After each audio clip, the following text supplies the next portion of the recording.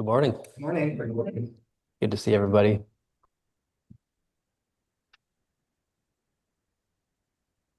I was thinking if you had the task of going out to a group of people, kind of a whole variety of um, folks, maybe just everyday, ordinary people, maybe some scientists and artists, and you'll ask them all to give you kind of a description or an expression of what they think breath is.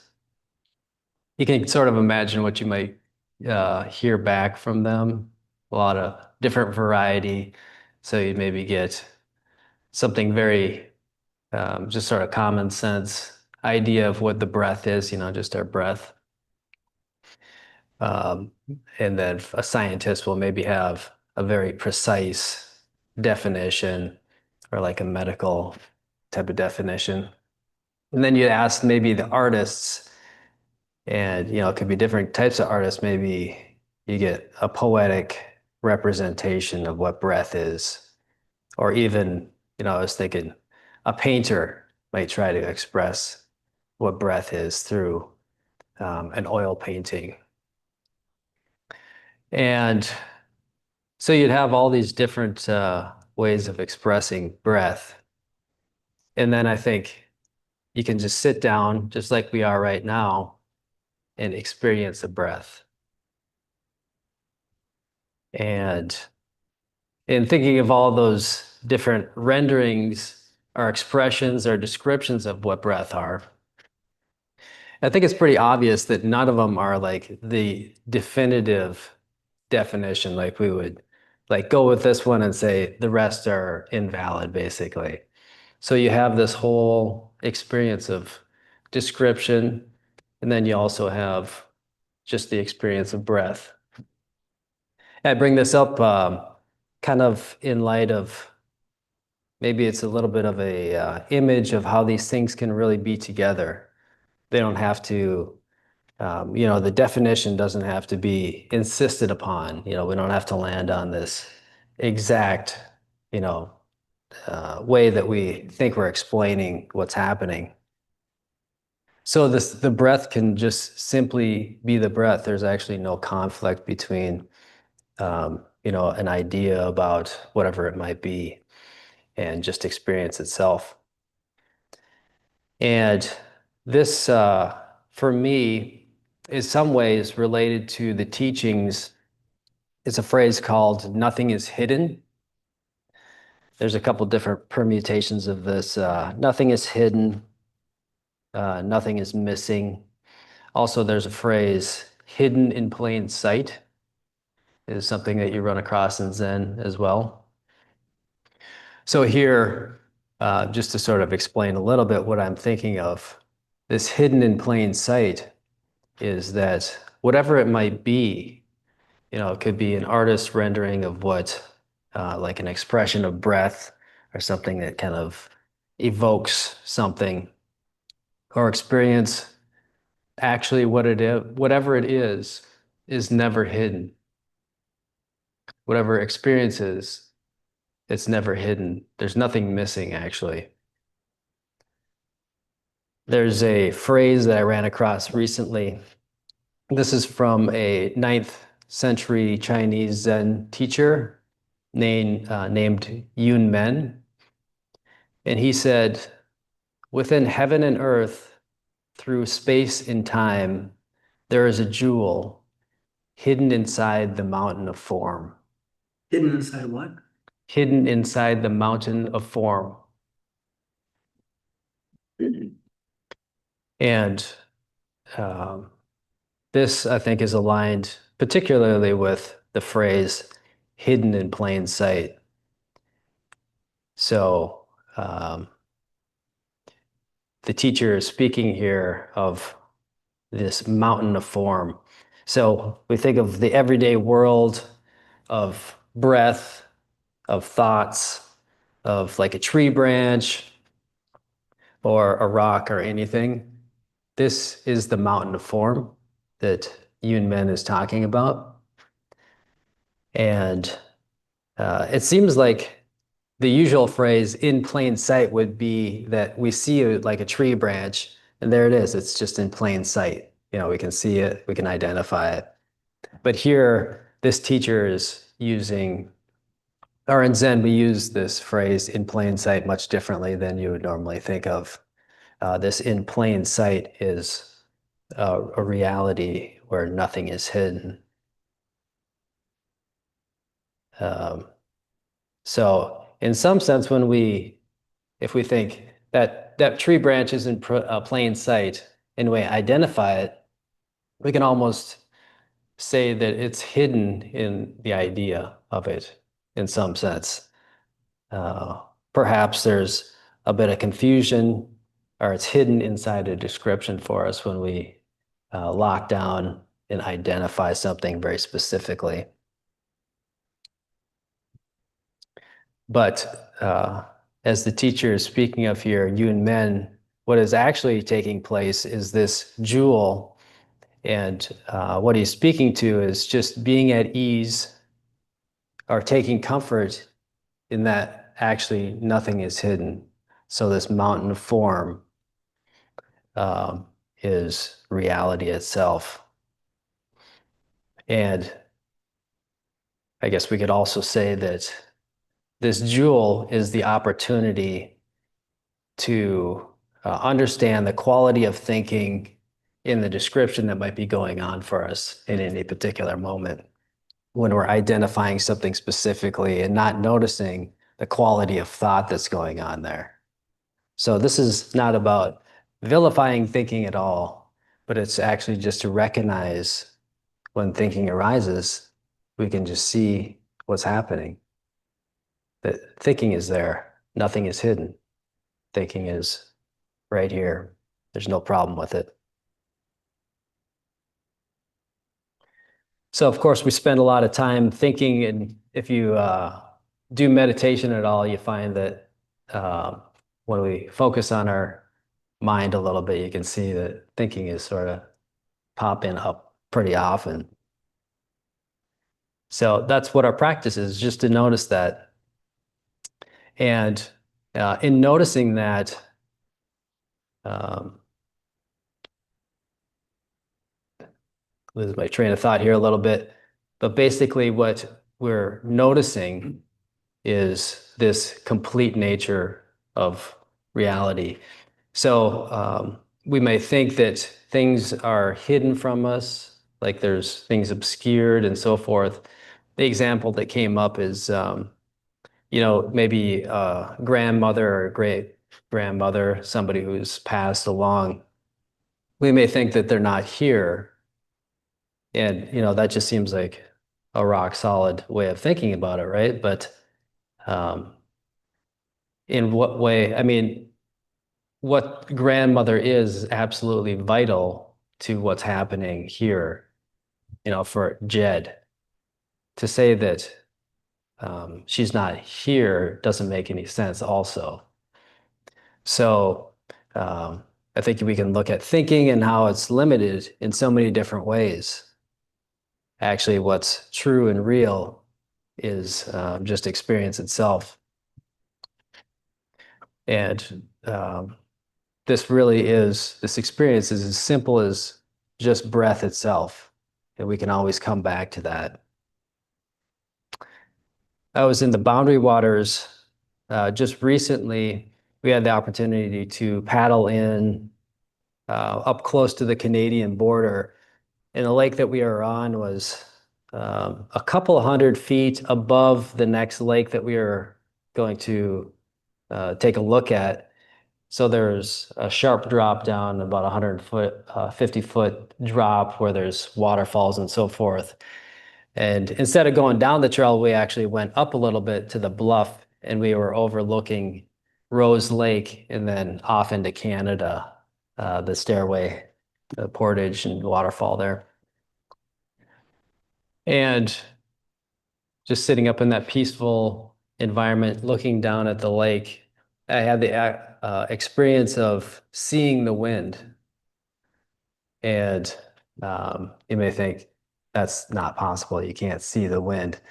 But on the surface of the lake, from a distance in particular, you could see these streamers of ripples and kind of like pressure zones where it was calm, actually, where it was maybe two windy spots coming together and then like a strip of calm in between. And you could see the leaves rustling, particularly on the aspen trees. Those little tiny leaves are flipping back and forth. As we got back to the portage, there was a little swirl of dust coming up. So um, for me, it was, right there. That's the wind. You're seeing the wind somehow. Um, but our mind kind of like says initially, no, that's not possible. You can't see wind. How's that? That's not possible. And I think with a kindness, we can sort of step back a little bit and recognize the desire of the mind to resolve the matter. So, you think of saying that I saw the wind. We want to say that's possible or it's not possible. I just want to know which way it is, basically. But in Zen, actually, what's most important is understanding that nothing is hidden. It's not about resolving, um, maybe in some ways kind of a riddle or something like that. So we can actually enjoy, a poetic rendering of or an imagery of breath. We can enjoy sort of a riddle about the wind, and that's all perfectly fine.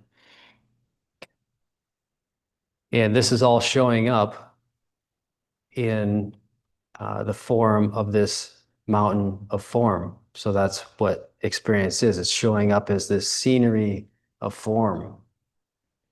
But perhaps we don't always understand that what true experience is, what is happening here is actually true reality. So that jewel hidden in the mountain of form, if I was to sort of reformulate that in another way that a different Zen master kind of spoke of it, perhaps you could say that what aspect of the mountain of form is not the jewel itself? So every experience, however it shows up, this is the unhidden truth, this jewel. So regardless of whatever kind of, undisputed description we might be kind of arguing about, we can actually enjoy those different interpretations, the different descriptions, obviously appreciate what science brings to us, like a medical understanding of what breath is can come in pretty handy if you are in some particular situation that you might imagine. So another example that came up is out in the garden here, if you were to stand out just out on this side, you'd experience a tree there. And that tree is a Saskatoon tree. It's a Juneberry tree and it's a serviceberry tree. And you can see that, like, if we get caught in, which one is right, we're, we're sort of struggling with that, or that tendency of mind wanting to resolve it can be there. But then also you can enjoy, it's kind of funny that there's three different terms for it. They all have sort of different histories to them. But if we are caught in that, um, we're missing what is actually hidden in plain sight. So it's easy to get lost in those different definitions. So in meditation, what we're doing is we're continually collecting our mind back to what this is, coming back to what is very straightforward, what is not hidden. So sitting quietly in a room and understanding what is actually completely unveiled, just reality as it is. Of course, a lot of times with Buddhism, will think of what is unhidden and almost make that into an object and kind of want to go after that.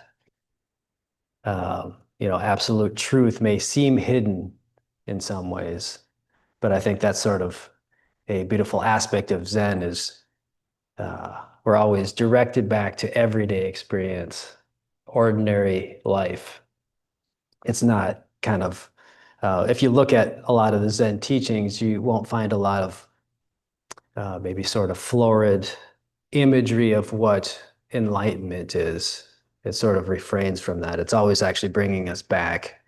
I mean, in some ways that can be beautiful. I'm sure there's many ways of doing that, but I particularly appreciate Zen's tradition of just coming back to what's ordinary and finding the beauty in that itself. Joshu, another Zen master, talked about um, when he was asked what is the essence of truth, Joshu said, well, do you know the oak tree in the front courtyard? And that was his answer to this question of what truth is. So again, bringing us back to, we're just standing there in the oak tree, nothing more needs to be said. It's just very simple and direct. So we're just returning to our life. And of course, we know that this life is not hidden. It's not hidden at all. They just slow down a little bit. That's very, I think that can be quite clear that we know that it's everything, or this life that's happening.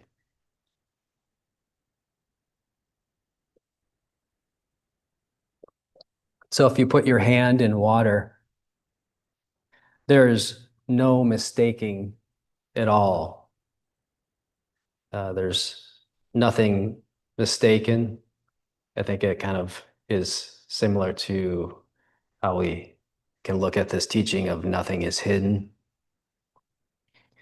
When we sit in our practice, there's also this unmistaken experience. It can't be mistaken. Also, you can't make a mistake either. Sort of to play with those words a little bit. It seems like maybe we'll have a pretty wily mind in meditation. And it seems like things aren't going right. It seems like we're making mistakes. But yes, it is actually true that you cannot make a mistake in meditation, no matter how um, distracted you may think that you are. All we have to do is resume this practice. Um, the distracted mind, the wily mind is what human experience is. I think what, again, Zen is pointing us back to is really understanding the human experience. It's almost like being human or being a sailor and there's wind, and waves. It's what being a sailor is. So we perfectly carry out this practice, this human situation, and maybe there's strong gusts that come through, but really, you can imagine that sailor just carefully watching the wind, and we can respond if difficulties come up in life, that we're really here. We're not trying to escape anywhere. And I was thinking also, I was talking to somebody about a particular sitcom recently, and I was thinking, no matter how wily your mind is or how obsessed you might be, you can take comfort in the fact that you will never be as bad as George Costanza, which is the person who we were talking about. So you can't make any mistakes. It's just about resuming this unmistakable experience. Costanza was fully Costanza all Yep, time. exactly. It was. He brought his whole self. Yeah, yeah. Maybe there's been some moments where I've been basically Costanza. So it's just like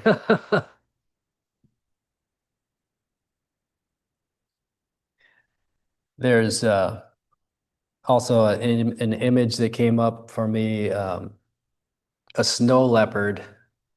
If you recall what a snow leopard is, they're kind of spotted leopard in their environment. Sort of if you picture yourself in a remote mountain range above the tree line where it's sort of scattered rocks and snow. And maybe you're on one side of the valley and on the other side is this kind of barren expanse. And in there is a snow leopard, completely hidden. Sometimes you see pictures of this where it's just like they tell you a snow leopard's there and you just can't see anything at all. And but maybe we'll spot it and we'll pick it out and we'll kind of think, okay, there it is. I got it. And it's interesting here, again, just noticing our experience and what's happening there. So how quickly that can become hidden in an idea, so we've identified that one thing, that snow leopard, and how quickly that happens for us. But really, again, as I said before, the idea is not the problem. It's just to understand how we identify um, how this thought comes up about something, the definition of something, and we do it in so many different ways in our everyday life. And it just has a beauty of its own of how we think and communicate. But so often we don't take the time to just really watch what's going on, to watch our mind, to see this nature of thinking that's happening. And that's really the opportunity that we have.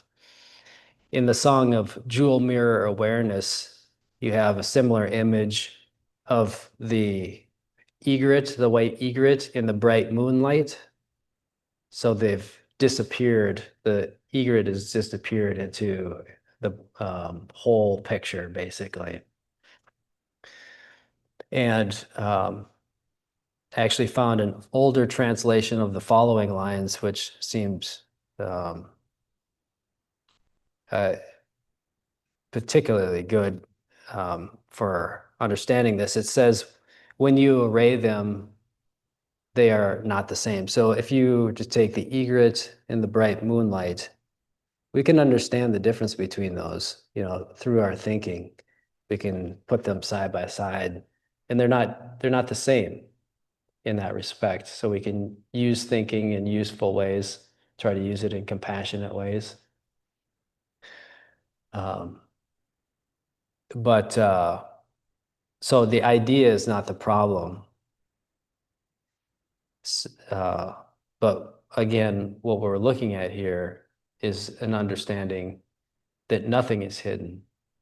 And then the following line after that in the Song of Jewel Mirror Awareness says, or kind of in my words here, I say that when all things are situated together, so in other words, when reality is this true unfragmented, when we truly understand the unfragmented nature of what reality is, of wholeness, this is clear. The nature of things is clear. It's not sort of obscured by or confused by ideas at all, but yet ideas can be there. We can use those in appropriate ways. So that's pretty much all I have today. I don't know if that kind of spurred any questions or comments that you might have, or if you've run across that phrase before, nothing is hidden. It's the title of a book. So it is related to a teaching of Dogen, who's a 13th century Zen master as well, but I didn't bring any of that in today. So any thoughts at all? Or yeah, Ellen. Yeah, I was thinking that too. Can I don't suppose you can give me an answer for that one. No, I've hopefully only not. been thinking about it since I started coming here. Hidden body. That's right. Thank you. So Ellen's talking about the calligraphy that's out in the other room here. When Dharma Field was founded, and it was where the church was being transformed into the center that you see here. MZMC over here, not too far away, kind of the original Zen Center, donated this calligraphy. I believe that's right. I don't know if anybody else knows that, but I think that's right. They donated this piece by Katagiri Roshi, which is Steve and Norm's, the founding teacher, Steve's teacher, Katagiri. And so that's calligraphy of hidden body. And I don't know, do you have any further thoughts on it? Like, I think the hidden body is sort of, the good nature that we all share, like the jewel in the mountain. It's so we're all connected, Mm-hmm. part of the same. But I mean, I don't know. I think that's probably a superficial answer, but we're Oh. going to assume on that. I like that. Yeah, I think it's really, it has puzzled me ever since I saw it. Huh. I just think it's great. Which is good, yeah. I'm like, "God." I think that teaching is brought up in several different ways. Hidden body. And one way you hear of that is, or maybe one way that you can sort of reflect on it is the world can very easily show up in very distinct ways, where kind of there's this is this, that is that. We're kind of comparing things and maybe inadvertently valuing and judging things and things of that sort. And then hidden body is this understanding where what seems so solid and real to us, which is according to our ideas, can fade into wholeness. But in the case of these images of like the heron and bright moonlight, it's not that the distinction goes away, but it's the belief in, this sort of an absolute belief in a fragmented world can just very, of its own accord, very naturally drop away. But I think that's one way that was kind of spoken to me about that particular calligraphy. Yeah, thanks for bringing that up. I was thinking about that. Yeah, it's a beautiful piece. Anything else? Any other camping stories recently? It's been a good season. There wasn't any mosquitoes pretty much. No. The last, yeah, I was That's there. impossible. I know, like one maybe. It was, yeah. The prior year, it was probably the most I had ever experienced. And to remember it, sometimes I kind of think of, okay, how am I going to remember how dense it was? And I was thinking, okay, just like a space this big had 10 mosquitoes in it. Like I could put my hand around 10 mosquitoes right there. And it was like, okay, that's a lot. Heard they couldn't come. They came down here? Okay, yeah. Vacationing down in the city. We've had one. Okay, yeah. Sure, yeah. I had a question. Can you repeat, Jed, kind of like the opening statement you had about the mountain of form? Can you just repeat that Mhm. that saying or that phrase? And this comes from a koan in the Blue Cliff Records. I didn't write the number down. This is actually just part of the koan, but Yun Men said to the community, within heaven and earth, through space and time, there is a jewel hidden inside the mountain of form. Okay. So as you were giving your talk, had this thought. I don't remember the exact like statements, but I remember there was a little teaching I heard here once or twice about there were a couple of monks on a boat and they were arguing about if the flag was moving or if the wind was moving. Mhm. And the teacher said, your mind is moving. And as you were talking, I was thinking, I wonder if that jewel in the mountain of form is the mind. It's like when you kind of think about it, it's like the mind is the thing which seems to be slapping on labels and qualifying things and debating about what's going on. And maybe it's just that awareness that we tap into and we can kind of let it relax enough to just experience what's there. I just kind of wanted to get your thoughts if there's anything within that Yeah, little I think story. so. Yeah. It seems like that's probably what was, from my perspective, yeah, what was um, the story you're talking about, what it's trying to redirect our attention back to. And the jewel, yeah, it's just like so many ways in Buddhism. It's easy to maybe think of it as something to attain or something different, something to aspire to, or it's going to take, certain things to do to find it. But this type of teaching here is, I think, a way of really just bringing us back to what's immediate. Mm. And some teachers in particular have a great ability to do that. And I think that's the case here. So, yeah, what's ultimately being spoken of is no matter what it is, the oak tree, what we find is it's beyond description in any way. What is completely apparent is actually reality itself. Yeah. And but it's kind of like very quickly we get into trouble because then I think, okay, it's me experiencing the oak tree or whatever, but actually we can just set all that aside. And this understanding is, I think, much more akin to just putting your hand in water. Nothing needs to be said at all. Whether something is in this room or, outside, away or anything, we can just set all that down. But yeah, that's a great story too. Yeah. Thanks. Yeah, Mary. Um, it was right at Richmond. Hmm. They weren't in a boat. Okay, yeah, I didn't know. They were watching a flag. And one monk says, the flag is moving. Yeah. And the other monk says, no, the wind is moving. And then the Zen master says, no, mind is moving. Yeah. Mind with a capital M. Went into wholeness, totality. And you can't separate the flag from the wind, from the entire experience.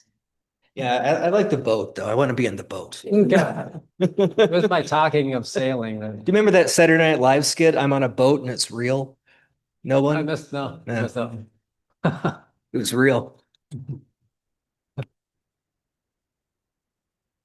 What's the skit that everybody knows? Like needs more cowbell or Cowbell. yeah, that's a big one. Wild and crazy guys. Anything else at all? Think about the rock sitting right behind you, Jed. There's a. So people can hear you on Zoom. Right, Yeah. there's for me, there's an image of Buddha in that rock. Mhm. And in the form of the rock, much in the way that the jewel is in the form of the mountain. Both a jewel and a mountain are things that we experience with our senses. And the thing that discerns the jewel from a mountain is our idea of what it is. And I was thinking that if you see through the permanence of, or the apparent permanence of form, a jewel, a mountain could just as easily be a jewel. It's made out of the same stuff. Just like if you see through my conception of a potato rock, I can see the image for me of manifestation of Buddhahood in that in that stone from where I'm sitting, which is right behind you, almost outlining your form as you sit. And so the difference between those two is just my idea. Is that a rock or is that Buddha nature? And what is hidden or what hides the jewel in the mountain and what hides the Buddha in that rock is our ideas about what is there. Mhm. And the idea that that is a permanent thing that we have conceived of. Yeah, thanks for that.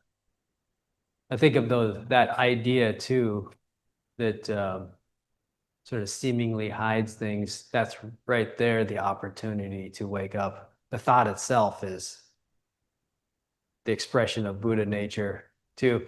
I think about, I remember bowing here first. It didn't really fit too well with me at first, kind of wasn't sure what I was doing. But then maybe part of this understanding was coming through that no matter what we bow to, we're bowing, or we're collecting the mind to sort of have this opportunity to bow to just this true nature. And then other things I think came from that too, where I'll be out in the everyday world and somebody else seems like kind of the culprit of the problem that I'm having.